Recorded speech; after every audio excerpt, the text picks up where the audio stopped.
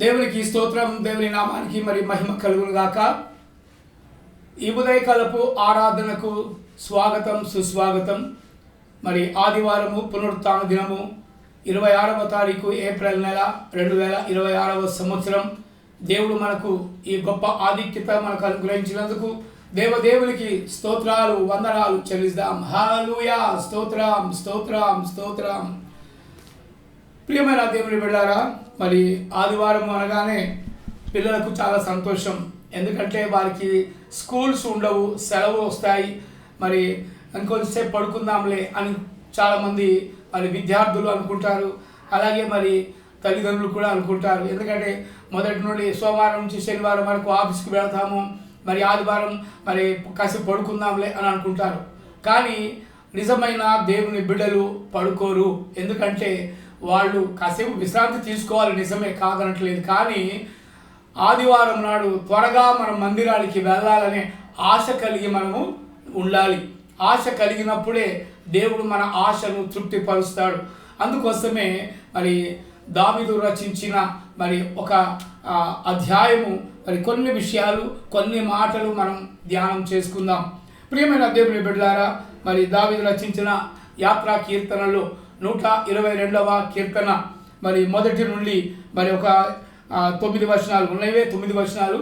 ఈ 9 వచనాలు మనం చదువుకుందాం, అలాగే మరి ధ్యానం చేసుకుందాం.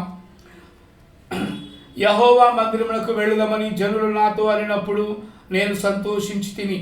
యెరూషలేమా, మా పాదములు నీ గుమ్మములో నిలుచుచున్నవి. యెరూషలేమా, బాగుగా కట్టబడిన పట్టణము వలె నీవు కట్టబడి ఉన్నావు. ఇశ్రాయేలీయులకు నియమింపబడిన శాసనమును బట్టి యెహోవా నామమునకు కృతజ్ఞతాస్తుతులు చెల్లించుటకై వారి గోత్రములు, యెహోవా గోత్రములు అక్కడికి ఎక్కి వెళ్ళును. అచ్చట న్యాయము తీర్చుటకై సింహాసనములు, దావీదు వంశీయుల సింహాసనములు స్థాపింపబడి ఉన్నవి. యెరూషలేము యొక్క క్షేమము కొరకు ప్రార్థన చేయుడి. యెరూషలేమా, నిన్ను ప్రేమించువారు వర్ధిల్లుదురు. నీ ప్రాకారములలో నెమ్మది కలుగునుగాక, నీ నగరులలో క్షేమముండునుగాక. నా సహోదరుల నిమిత్తము, నా సహవాసుల నిమిత్తమును నీకు క్షేమము కలుగునుగాక అని నేనందును. మన దేవుడైన యెహోవా మందిరము నిమిత్తము నీకు మేలు చేయ ప్రయత్నించేదను. హల్లెలూయా. ఒక నిమిషం ప్రార్థన చేసుకుందామండి. దయచేసి తలలు వంచి ఏకీభవించండి. మహాగణుడా, మహోన్నతుడా, పరిశుద్ధుడా, ప్రేమగల తండ్రి, కృపా కనికరములు కలిగిన దేవా, నీ ఘనమైన శ్రేష్టమైన నామానికి వందనాలు చెల్లిస్తున్నాం. ఈ దినం ప్రభువా, పునరుత్థాన దినములందు నీ పాద సన్నిధిలోకి మేమందరము చేరి ప్రభువా, నీ మాటలు వినుటకు నీవు ఇచ్చిన ఈ యొక్క గొప్ప ధన్యతను బట్టి అయా నీకు లెక్కలేని వందనాలు, స్తుతులు, స్తోత్రాలు చెల్లిస్తూ ఉంటున్నాం.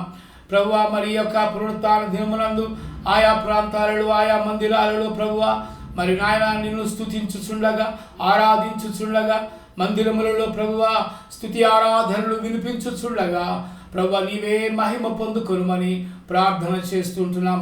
మా ప్రార్థన ఆలకించువాడా, జవాబు దయచేయువాడా, నీకే స్తుతులు, స్తోత్రాలు, వందనాలు చెల్లిస్తున్నాం. మరి ప్రభువా, ఇప్పుడు చదువుకున్న ఈ వాక్య భాగము ప్రభువా ధ్యానించుచుండగా మీరే మా మధ్యలో ఉండి నీ పరిశుద్ధాత్మ శక్తి చేత నడిపించమని అడుగుతుంటున్నాం. వింటున్న బిడ్డలకు మరి నాయన బూరగా వాడుకుంటున్నాను నన్ను ప్రభువా నీ ఆత్మ చేత నింపుమని ప్రార్థిస్తూ యేసు క్రీస్తు అతి పరిశుద్ధ నామములో అడిగి ప్రార్థిస్తున్నాను తండ్రి. Amen, amen, amen. మంచిది. దేవునికి మహిమ కలుగును గాక. మరి మీ అందరికీ వందనాలు, దేవునికి స్తోత్రాలు. హల్లెలూయా. మరి ఈ యొక్క అధ్యాయంలో యెహోవా మందిరమునకు వెళ్ళుదామని జనులు నాతో అనినప్పుడు నేను బహుగా సంతోషించి తిని అని దావీదు మహాభక్తుడు మరి అంటున్నాడు. మరి ప్రియమైన దేవుని బిడ్డలారా, మందిరము అనగా కొన్ని సంఘాలలో, కొన్ని మందిరాల పైన రాసి ఉంటుంది ఏమని, ఈ మందిరము సమస్త జనులకు ప్రార్థనా మందిరము. ఇందులో ఆయనను ఆరాధించువారు ఆత్మతోనూ సత్యముతోనూ ఆరాధించవలనని మరి వ్రాయబడి ఉంటుంది. మంచిది. దేవునికి మహిమ కలుగునుగాక.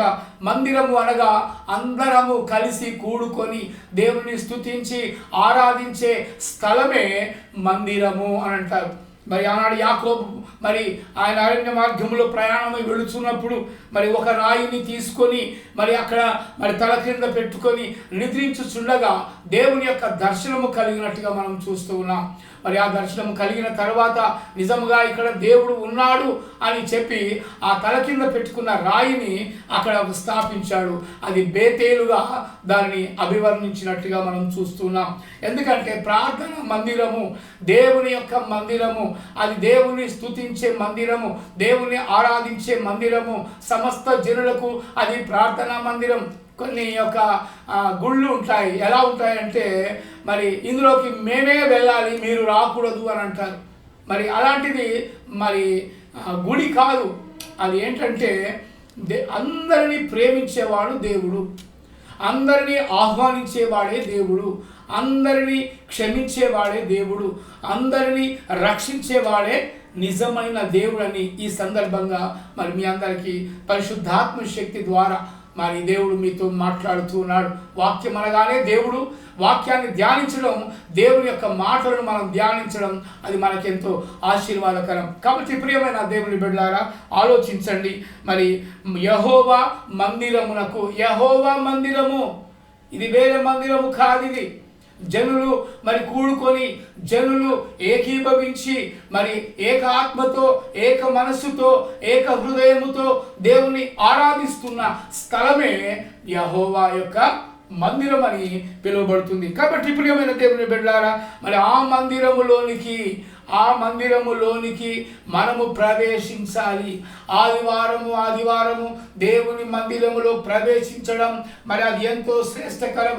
నా మందిరములో ఒక దినము గడుపుట 1000 దినముల కంటే శ్రేష్టమని దేవుని యొక్క వాక్యం సెలవిస్తుంది. ప్రియమైన దేవుని బిడ్డలారా మరి ఆయన మందిరములో మరి కూడుకొనటము, ఆయన మందిరములో సమయం గడపటము, ఆయన కొరకు మనం సమయం ఇవ్వటము అది మనకెంతో ఆశీర్వాదకరం. కొంతమంది ఏమంటారంటే నాకు టైం లేదు, నేను డ్యూటీకి వెళ్తున్నాను, ఆదివారం కూడా నాకు డ్యూటీ ఉంటుంది, ఆదివారం కూడా నాకు వ్యాపారం ఉంటుంది, ఆదివారం కూడా నాకు ఎన్నో పనులు ఉంటాయి అని చెప్పేవాళ్ళు చాలామంది లేకపోలేదు.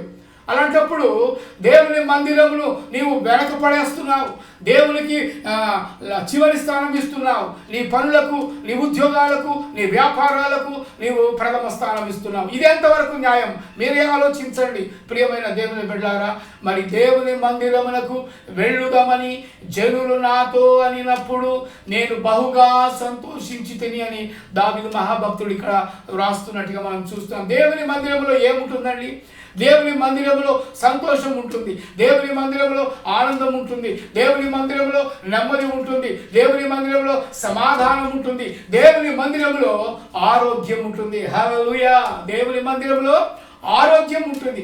ఆయన రెక్కల నీడ క్రింద నీకు చక్కని ఆశ్రయము కలుగును, ఆ ఆశ్రయములో నీకు ఆరోగ్యము కలుగునని మరి దేవుని యొక్క వాక్యం సెలవిస్తుంది. కాబట్టి మరి ఆయా మందిరంలోకి మనం వెళ్ళడానికి మనము సమయాన్ని దేవునికి ఇవ్వాలి.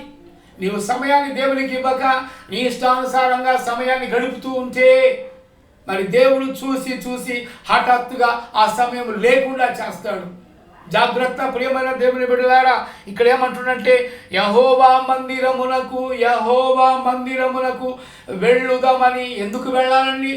యెహోవా మందిరానికి ఎందుకు వెళ్ళాలి అంటే దేవుని స్తుతించాలి, దేవుని జ్ఞాపకం చేసుకోవాలి, దేవుని సన్నిధిలో గోజాడాలి, దేవుని సన్నిధిలో ప్రార్థనలు చేయాలి. కన్నీటి ప్రార్థన దేవుడు వింటాడు, కన్నీటి ప్రార్థనను లక్ష్యము చేస్తాడు. కన్నీటి ప్రార్థన అది దేవునికి ఇష్టమైన ప్రార్థన. నీ హృదయపూర్వకముగా దేవునికి నీవు మొరపెట్టుకున్నట్లయితే నిశ్చయముగా నేను నీ మొరను ఆలకింతునని చెప్పి దేవుడు సెలవిస్తున్నాడు. ప్రియమైన దేవుని బిడ్డలారా మరి మోకాళ్ళ నుండి ప్రార్థన చేస్తున్నామా?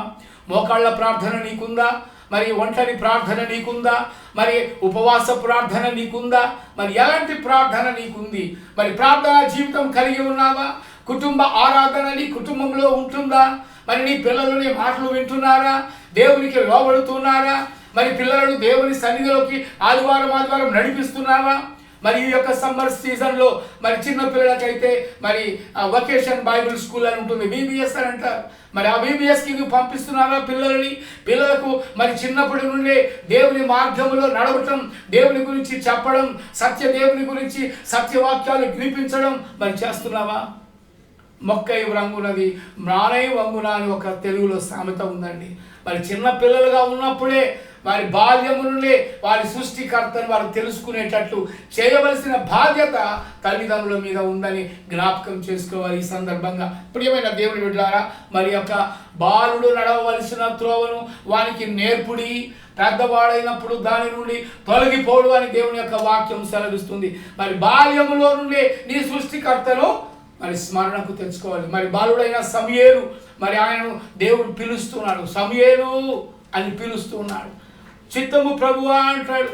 అంతేకాని నువ్వెవడవు అని చెప్పేసి మరి ఆ సమూయేలు మరి అన్నట్టుగా మనం చూస్తలేం. ఎందుకంటే మరి దేవుడు సమూయేలుని ఎన్నుకున్నాడు. బాలుడైన సమూయేలును మరి బాల్యంలోనే దేవుడు ఆయనతో మాట్లాడుతున్నట్టుగా మనం చూస్తున్నాం. సమూయేలు అని పిలిచినప్పుడు మరి అక్కడ చిత్తము ప్రభువా అంటున్నాడు. నీ మాట సెలవిచ్చిన తోడనే నేను వినదను అని అంటున్నాడు. దేవుని యొక్క మాటకు మనం లోబడుతున్నామా? దేవుని మాటకు మనము శ్రద్ధ కలిగి ఉంటున్నామా? దేవుని మాటను నిర్లక్ష్యం చేస్తున్నావా? ఎలా ఉంటుంది మన ఆత్మీయ జీవితం? కొంతమంది వాక్యాలు మరి చదువుతారు, కానీ వాటిని మరి ఆచరణలో పెట్టలేకపోతున్నారు. ఇదేనా దేవుడు చెప్పింది? మరి ఇక్కడ ఏమంటున్నాడంటే యెరూషలేమా యెరూషలేమా అంటున్నాడు. చూసారా? యెరూషలేము దేనికి సాదృశ్యం? యెరూషలేము దేనికి సాదృశ్యం అంటే అది యెహోవా ఏర్పాటు చేసుకున్న పరిశుద్ధ పట్టణము యెరూషలేము పట్టణము. హల్లెలూయా! దేవునికి మహిమ కలుగునుగాక. మరి ఈ మందిరములో, యెరూషలేములో కట్టబడిన మందిరము అది సొలొమోను చేత మరి కట్టబడిన మందిరము. ఆ సొలొమోను చేత కట్టబడిన మందిరము, దాని ప్రాకారములు, దాని గుమ్మములు, మరి అక్కడ మనం ఉండటం అది మనకు ఆశీర్వాదకరం. కొంతమంది ఏం చేస్తారంటే డబ్బున్న వాళ్ళు మరి ప్రయాణమై యెరూషలేము యాత్రకని వెళుతూ ఉంటారు. మంచిదే, వెళ్ళటం మంచిదే, నేను కాదనను. కానీ యెరూషలేము యాత్రకు వెళ్ళి అక్కడ యేసు ప్రభు జన్మించిన స్థలాలను, యేసు ప్రభు తిరిగిన ప్రాంతాలను, యేసు ప్రభు బాప్తిజం తీసుకున్న యోర్దాను నదిని మరి ఇవన్నింటినీ చూసి వస్తుంటారు. మంచిదే. కానీ కొంతమంది బీదవారు వెళ్ళలేని పరిస్థితుల్లో ఉంటారు. వాళ్ళని డబ్బులు పెట్టుకోలేరు. అయినా కూడా మనము వెనక తగ్గాల్సిన అవసరం లేదు, భయపడాల్సిన అవసరం లేదు, విచారించవలసిన అవసరం అంతకంటే ఏమాత్రం లేదు. ఎందుకంటే చూసి నమ్మిన వారికంటే చూడక నమ్మిన వాడే ధన్యుడని దేవుని యొక్క వాక్యం సెలవిస్తుంది. కాబట్టి ఇప్పుడు ఏమైనా దేవుని బిడ్డలారా, యెరూషలేము మరి దేవుడు ఏర్పాటు చేసుకున్న పట్టణంగా మనం చూస్తున్నాం. ఆ యెరూషలేములోని యెహోవా మందిరమును మరి సొలొమోను రాజు కట్టినట్టుగా మనం చూస్తున్నాం. ఇంకొక మాట మనం చూసుకుందాం. యెరూషలేమా, మా పాదములు నీ గుమ్మములో నిలుచుచున్నవి. ఎంత గొప్ప ధన్యత అండి! యెరూషలేమా, యెరూషలేముతోనే మాట్లాడుతున్నాడు దావీదు భక్తుడు. యెరూషలేమా, నిన్ను చూడడానికి మా కన్నులు చాలవు అంటాడు. యెరూషలేమా, నిన్ను వర్ణించడానికి నా నోరు చాలదు అంటున్నాడు. యెరూషలేమా, నీ గురించి చెప్పడానికి అది నేను ఏ విధంగా చెప్పాలో నాకే తెలియటం లేదు అని అంటున్నాడు. ఎందుకంటే యెరూషలేము బహు సౌందర్య సీయోను. అది యెరూషలేము పట్టణము అది సౌందర్యమైన పట్టణము. అది దేవుడు ఏర్పాటు చేసుకున్న పరిశుద్ధ పట్టణము. ఆ పట్టణమును దేవుడు ఎన్నుకున్నాడు గనుక, అది భూమికి నడిబొడ్డున ఉన్నది గనుక దేవుడు ఏర్పాటు చేసుకున్న పట్టణమని దేవుని వాక్యం సెలవిస్తుంది. అందుకే యెరూషలేమా, బాగుగా కట్టబడిన పట్టణము వలె నీవు కట్టబడి ఉన్నావు. చూసారా ఎంత గొప్ప ధన్యత అండి! బాగుగా కట్టబడిన పట్టణము వలె నీవు కట్టబడి ఉన్నావు. కట్టబడి ఉండాలి. నీవు కూడా నీ ఆత్మీయ జీవితంలో బాగుగా కట్టబడి ఉండాలి. ఆత్మీయ స్థితిలో నీవు కట్టబడి ఉండాలి. దేవుని చేత నీవు మమేకమై దేవునితో నీవు సత్సంబంధము కలిగి ఆయన కొరకు సమయాన్ని ఇచ్చిన వాడిగా నీవు ఉండాలి. హల్లెలూయా! దేవునికి స్తోత్రం. మరి అక్కడ యెరూషలేము మందిరం అయితే ఇక్కడ నీ హృదయమే మందిరం అని నీవు గుర్తించాలి. ప్రియమైన దేవుని బిడ్డలారా, మరి నీ హృదయములో మరి యేసయ్య ఉన్నాడా? నీ హృదయములో దేవుని భయం ఉందా? నీ హృదయములో మరి బాగుగా కట్టబడిన పట్టణము వలె నీ ఆత్మీయ జీవితం కట్టబడి ఉందా అని దేవుడు ఈ యొక్క మరి పునరుత్థానమునందు మీతో మాట్లాడుతున్నాడు, మనందరితో మాట్లాడుతున్నాడు. ఎందుకంటే ఆయన సజీవుడైన దేవుడు, ఆయన మాట్లాడే దేవుడు, ఆయన నిన్ను నన్ను నడిపించే దేవుడు కనుక మరి మనము ఆ విధముగా కట్టబడి ఉండాలని దేవుడి యొక్క పునరుత్థాన దినములందు నీతో నాతో మనందరితో మాట్లాడుతున్నాడు. యెరూషలేమా, మా పాదములు నీ గుమ్మములో నిలుచుచున్నవి అంటున్నాడు. మా పాదములు నీ గుమ్మములో నిలుచుండాలంటే మేమెంత ధన్యత చేసుకోవాలి, మేము అదృష్టంగా భావించాలి. కాబట్టి ప్రియమైన దేవుని బిడ్డలారా, మరి ఈ యొక్క యెరూషలేము పట్టణము అది పరిశుద్ధ పట్టణము. యెరూషలేము పట్టణము అది దేవునికి ఇష్టమైన పట్టణము. యెరూషలేము పట్టణము అది పవిత్రపరచబడిన పట్టణము. యెరూషలేము పట్టణము అది బంగారు వీధులతో నింపబడిన పట్టణము. ఆ పట్టణములో మా పాదములు నిలుచున్నావి అని అంటే అది నీ యొక్క ఏర్పాటే కదా ప్రభువా. ఆ యొక్క ఏర్పాటులో నన్ను ఏర్పాటు చేసుకున్నందుకు నిజముగా నేనెంత ధన్యుడను, నిజముగా నేనెంత గొప్పవాడిని, నిజముగా నేనెంత మరి ధన్యత చేసుకున్నానని చెప్పేసి మరి ఇక్కడ దావీదు మరి అక్కడ చెబుతున్నట్టుగా మనం చూస్తున్నాం. మరి మనం అలా చేస్తున్నామా?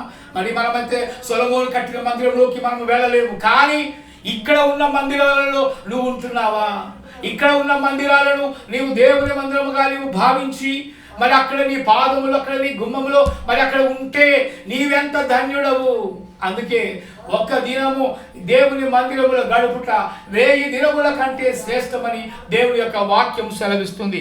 కాబట్టి ప్రియమైన దేవుని బిడ్డలారా, ఇశ్రాయేలీలకు నియమింపబడిన శాసనమును బట్టి యెహోవా నామమునకు కృతజ్ఞతాస్తుతులు చెల్లించుడి. కృతజ్ఞతాస్తుతులు చెల్లించాలి దేవునికి. మరి దేవుడు చేసిన మేలులను బట్టి మరి నీవు కృతజ్ఞతాస్తుతులు చెల్లించకపోతే నీవు కృతజ్ఞుడవే కానీ కృతజ్ఞతాస్తుతులు చెల్లించువాడు కావు.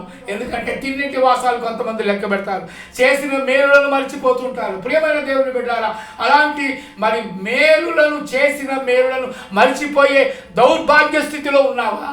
ఎలాంటి స్థితిలో ఉన్నావని ఈరోజు దేవుడు నీతో మాట్లాడుతున్నాడు. అందుకే యెరూషలేమా, మా పాదములు నీ గుమ్మములో నిలుచున్నాయంటే మేమెంత ధన్యత చేసుకుంటున్నాము, మేమెంతగా అదృష్టంగా మేము భావించుకుంటున్నాము. కాబట్టి ప్రభువా, మరి మా పాదములు నీ గుమ్మములో నిలుచున్నాయి. బాగుగా కట్టబడిన పట్టణమా అని అంటున్నాడు. ఇక్కడ బాగుగా కట్టబడిన పట్టణము అది స్థిరమైన పట్టణము, అది పునాదులు లేని పట్టణము, అది నిరంతరము ఉండే పట్టణము. ఆ పట్టణమే పరలోక పట్టణము. హల్లెలూయా. మరి ఇంకా చెప్పాలంటే చాలా ఉందండి. మరి ఇక్కడ ఏమంటున్నాడంటే మరి యెహోవా నామములకు కృతజ్ఞతాస్తుతులు చెల్లించుటకై వారి గోత్రములు, యెహోవా గోత్రములు అక్కడికి ఎక్కి వెళ్ళును. వారి గోత్రములు యెహోవా గోత్రములు అంటున్నాడు. ఏ గోత్రములు అండి ఇవి? 12 గోత్రములు ఇవి. ఈ 12 గోత్రములు, 12 సింహాసనములు ఆ యెరూషలేములో కట్టబడినట్లుగా మనం చూస్తూ ఉన్నాం. అందుకే దావీదు వంశీయుల సింహాసనములు స్థాపింపబడి ఉన్నవి. దావీదు వంశీయుల సింహాసనములు మరి స్థాపించబడి ఉన్నవి. అక్కడ వారి గోత్రములు అక్కడ మరి ఏర్పాటు చేయబడి ఉన్నవి. నిజంగా అందుకే దావీదు వంశాన్ని యేసు ప్రభు ఎన్నుకున్నాడండి. దావీదు మొద్దు నుండి చిగురు పుట్టించును అని చెప్పి దేవుని వాక్యం సెలవిస్తుంది. అందుకే దావీదు వంశీయుల 12 గోత్రములను ఆ యెరూషలేములో అక్కడ సింహాసనములుగా అక్కడ నియమింపబడినట్టుగా మనం చూస్తూ ఉన్నాం. నిజంగా అవి ఆ 12 గోత్రాలు చాలా గొప్ప ఆధిక్యత కలిగినవి, దేవుడు ఏర్పాటు చేసుకున్నవి. మరి అలాంటి ఆధిక్యత నీకు నాకు ఉందా? మనందరికీ ఉందా? ఆలోచన చేసుకుందాం. కాబట్టి ఇక్కడ ఏమంటున్నట్టే అచ్చట న్యాయము తీర్చుటకై సింహాసనములు, అచ్చట న్యాయము తీర్చుటకై సింహాసనములు, దావీదు వంశీయుల సింహాసనములు స్థాపింపబడి ఉన్నవి. హల్లెలూయా. నేను అనుకుంటాను ఈ సింహాసనంలో ఎదుటనే మరి మహాదేవుడైన యెహోవా మరి అక్కడ కూర్చుండి మరి న్యాయము తీరుస్తాడని మరి దేవుని యొక్క పరిశుద్ధ వాక్యము మనకు తెలియపరుస్తుంది. ఎందుకంటే ఆయన న్యాయవంతుడు, ఆయన న్యాయాధిపతి, ఆయన అన్యాయం చేయవాడు కాదు. దావీదు వంశీయుల సింహాసనములలో మరి ఆయన అక్కడ ఉండి అవి స్థాపించబడి ఉన్నప్పుడు మరి అక్కడ నుండి తీర్పు తీరుస్తాడన్నట్టుగా దేవుని వాక్యం సెలవిస్తుంది.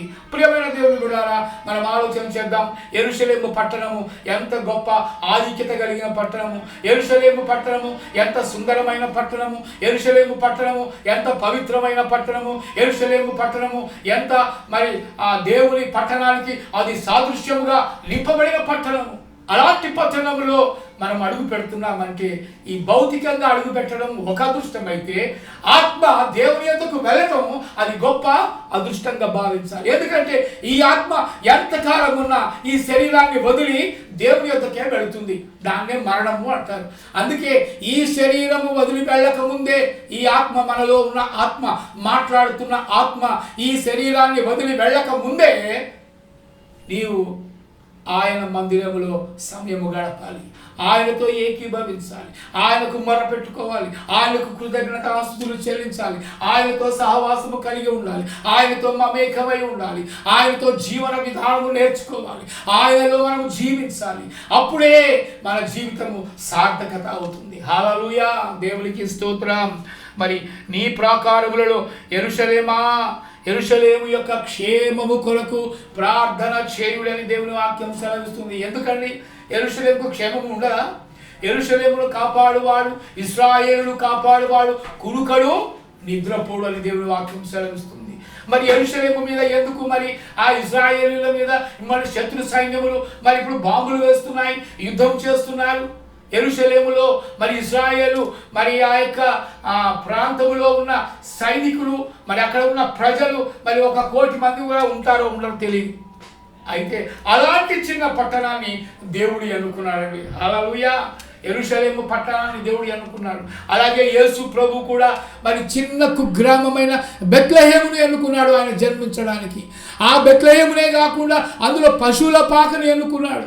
ఆయన అక్కడ పశువుల పాకలో ఆయన జన్మించినట్టుగా మనం చూస్తున్నాం. ఎంత తగ్గింపండి దేవునిలో, ఎంత తగ్గించుకుంటే అంత హెచ్చించబడతారని దేవుని వాక్యం సెలవిస్తుంది. అందుకోసమే మనము తగ్గించుకోవాలి.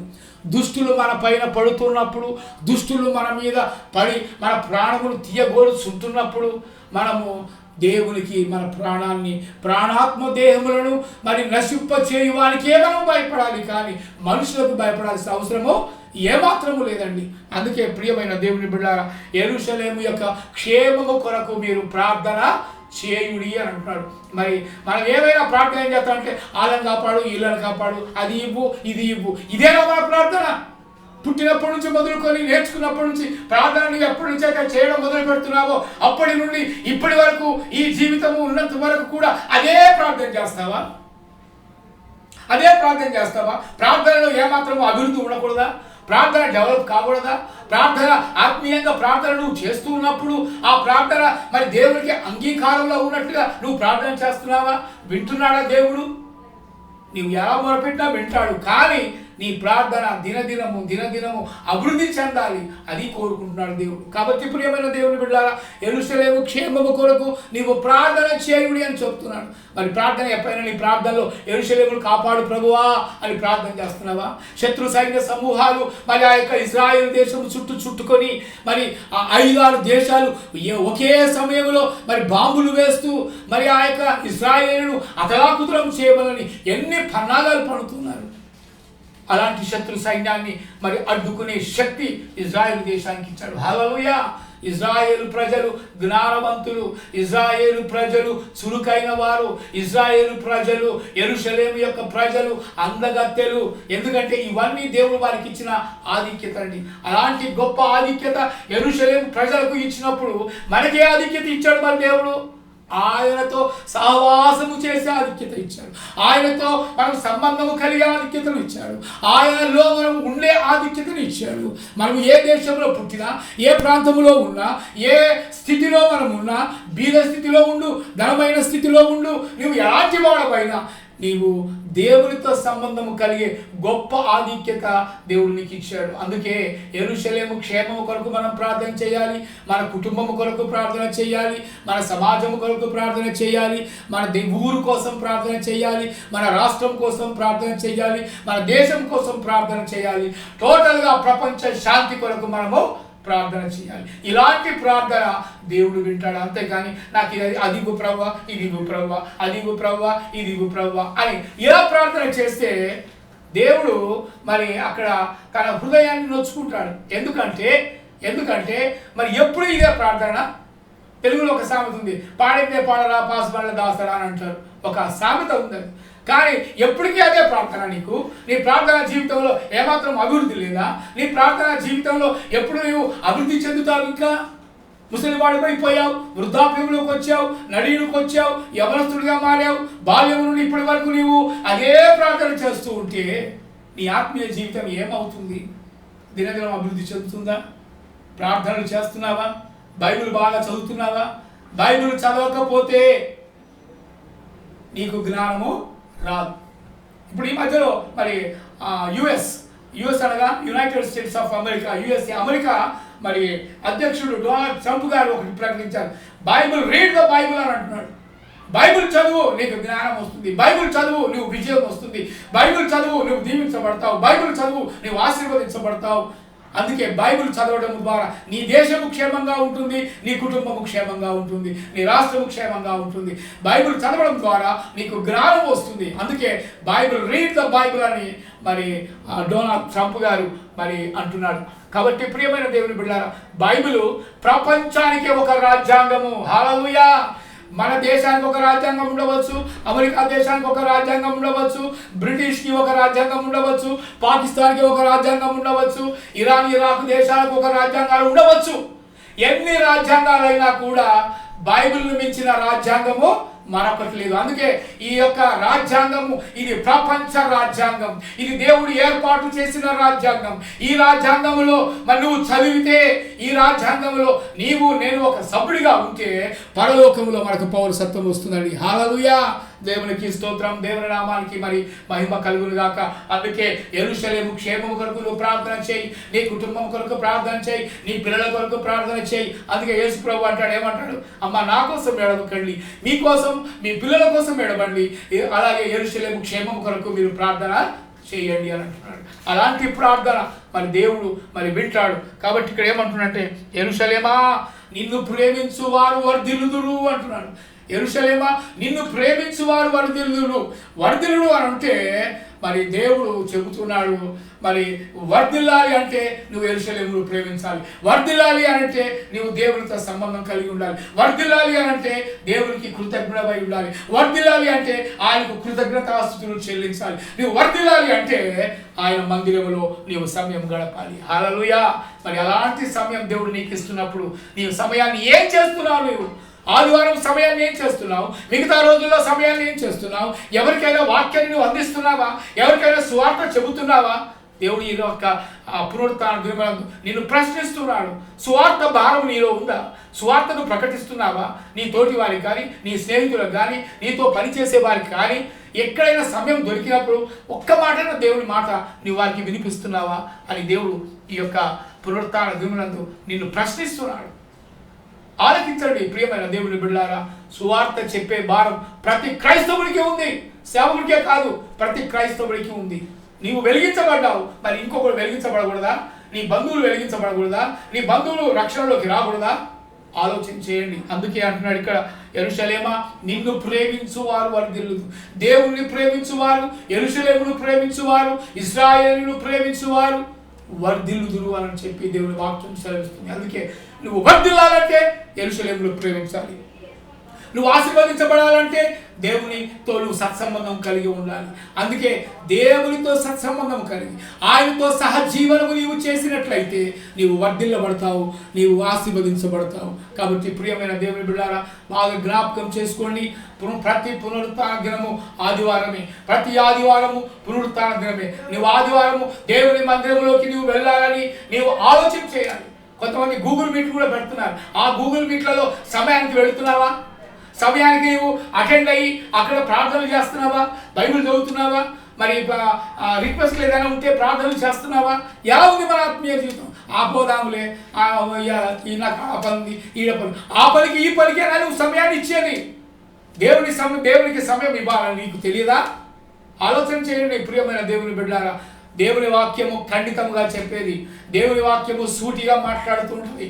కాబట్టి మనము నొచ్చుకోవాల్సిన అవసరం లేదు.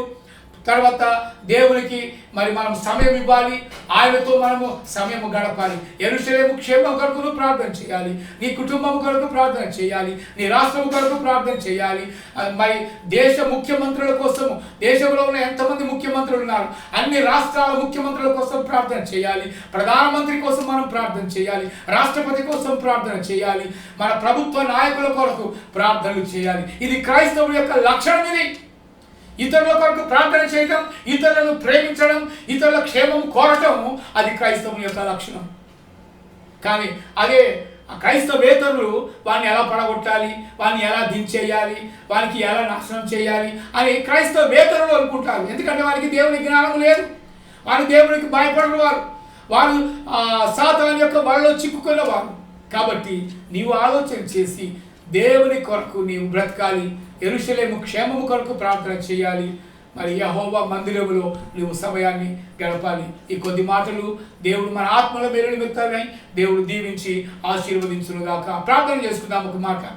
మహాగరుడా, మహోన్నతుడా, పరిశుద్ధుడా, ప్రేమగల తండ్రి, కృపా కనికరములు కలిగిన దేవా, ఇంతవరకు ప్రభువా నీ మాటలతో మాకు నాయన వినిపించావు, నీ మాటలతో మమ్మల్ని తృప్తిపరిచావు, నీ మాటలతో ఆత్మీయ బలమును మాకు అనుగ్రహించావు. అందును బట్టి నీకు వందనాలు చెల్లిస్తాం. ప్రతి ఆదివారం ఒక పునరుత్థానంగా భావించి మరి మేమందరము నీ సన్నిధిలో చేరి ప్రభువా నిన్ను స్తుతించు వారముగా, గణపరచు వారముగా, నీతో ఐక్యపరిచి ప్రభువా మరి నీతో జీవన విధానములు మేము కలిగించుటకై ప్రభువా మీరు మమ్మల్ని ఏర్పాటు చేసుకున్నందుకు నీకు వందనాలు, స్తుతులు, స్తోత్రాలు చెల్లిస్తున్నాం. ఎంతమంది అయితే ఈ వాక్యము విన్నారో, ఆత్మీయంగా ఎంతమంది అయితే బలపడుతున్నారో వారి కుటుంబాలను, వారి సంఘాలను మీరు దీవించి ఆశీర్వదించమని అడుగుతున్నాం. మా దేశం కొరకు ప్రార్థిస్తున్నాం, ప్రధాని కొరకు ప్రార్థిస్తున్నాం ప్రభువా, మరి కేంద్ర ప్రభుత్వ నాయకుల కొరకు ప్రార్థిస్తున్నాం, రాష్ట్ర ప్రభుత్వాల కొరకు ప్రార్థిస్తున్నాం. ప్రతి ముఖ్యమంత్రిని కూడా ప్రభువా క్షేమంగా కాపాడండి. ఈ యొక్క దేశంలో శాంతి సమాధానము వర్ధిల్ల చేయమని మేము ప్రార్థిస్తున్నాము తండ్రి. ఆయన నీకంటే ఎక్కువ మాకెవరు లేరు కనుక తండ్రి నిన్నే స్తుతిస్తూ ఆరాధిస్తున్నాం. నీకే స్తుతి, మహిమ, ఘనత, ప్రభావాలు ఆరోపిస్తూ యేసు క్రీస్తు అతి పరిశుద్ధ నామములో అడిగి ప్రార్థిస్తూ మేలులన్నీ పొందుకొని నాము తండ్రి. Amen, amen, amen. మన పరమ తండ్రి అయిన దేవుని నుండి, ఆయన కుమారుడైన యేసు క్రీస్తు నుండి పరిశుద్ధాత్మ అన్యోన్య సహవాసము ఇప్పుడును ఎల్లప్పుడూ ఇక్కడున్న ప్రతి వారికి, అలాగే లైవ్లో వింటున్న ప్రతి కుటుంబానికి దేవుడు దీవించి ఆశీర్వదించునుగాక. Amen, amen, amen. Praise the Lord. అందరికీ వందనాలు. కృపాదీవన గాస్పెల్ మినిస్ట్రీస్ మరి ప్రతి ఆదివారం మీ కొరకు దేవుని వాక్యాలు వినిపిస్తుంటాయి. మరి మీరందరూ వినండి, మరి లైక్ చేయండి, మరి షేర్ చేయండి. మీకు ఏదైనా ప్రార్థన అవసరాలు ఉంటే మరి మాకు ఫోన్ చేయండి. మా ఫోన్ నంబర్ 8247470073. ఈ నెంబర్కు మీరు ఫోన్ చేసినట్లయితే మరి మేము మీ యొక్క రిక్వెస్ట్ల కోసం మేము ప్రార్థన చేస్తాం. మీ కుటుంబం కొరకు, మీ యొక్క సంఘము కొరకు మేము ప్రార్థన చేస్తాం. దేవుడు మీ అందరిని దీవించును గాక. Amen, amen, amen. Praise the Lord. Subscribe చెప్పవా?